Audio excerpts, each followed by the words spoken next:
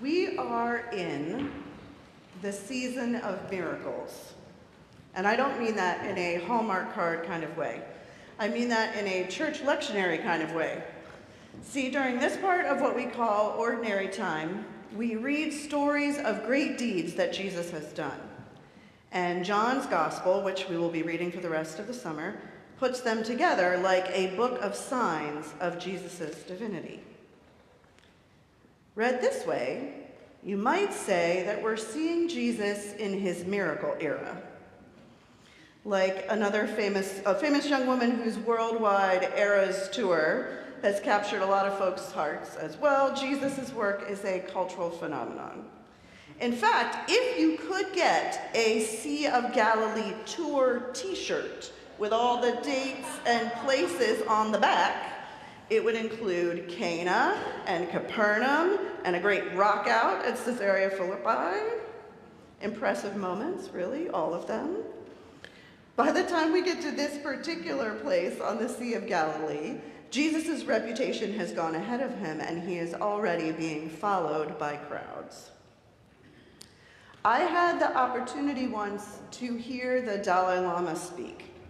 It was an appearance in Central Park, and the crowd was so large that I couldn't get very close. I don't think that there even were what we would have now, like jumbotrons 10 feet tall. There were just rows and rows of people all spread out. I remember his voice, and I remember what it felt like to be there. I could barely see him, and yet I felt his presence so strongly. I don't know if you've ever been near someone who can command a crowd like that, with a person who can expand their presence over such a large area. It is truly astounding. You don't even realize that you are inside of it until it is over. These days, we often think of crowds as dangerous places to be, especially in the age of mass shootings.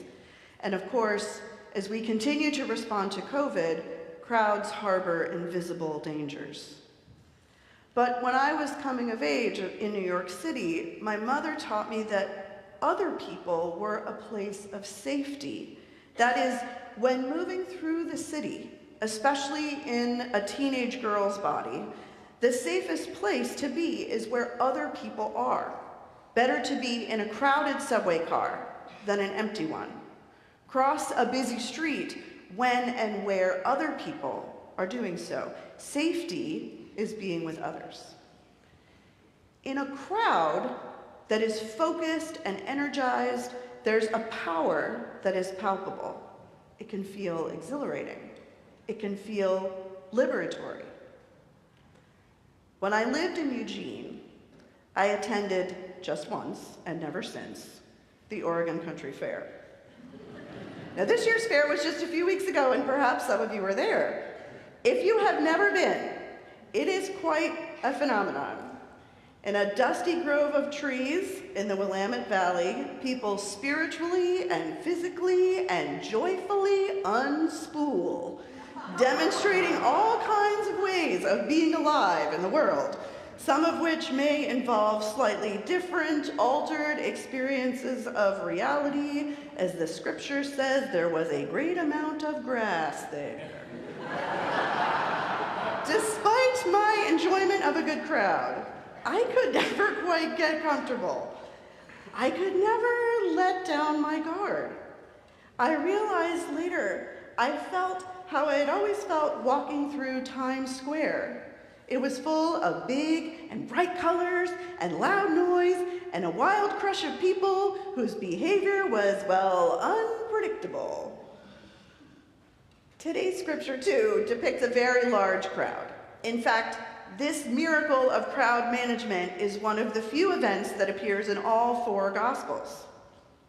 We heard Jesus went to the other side of the Sea of Galilee. A large crowd kept following him because they saw the signs that he was doing for the sick. Now there was a great deal of grass in the place, so they sat down, 5,000 in all. It's an impromptu gathering, and by now, Jesus knows how this works. He knows that many people in one place need leadership and direction, and eventually will need to eat. In the Gospels, and in particular when the story tells of miraculous events, food is an important symbol of living, of being human. When the girl is raised in the house of Jairus, Jesus tells her family to give her something to eat. On the road to Emmaus, the storyteller describes exactly what Jesus had for dinner. It's in the breaking of the bread, and the eating of it too, that the followers of Jesus know that he is truly and fully resurrected. But here by the Sea of Galilee, the poor disciples could be forgiven for wanting a tour manager. They are appalled by the idea that Jesus could think to feed this many people.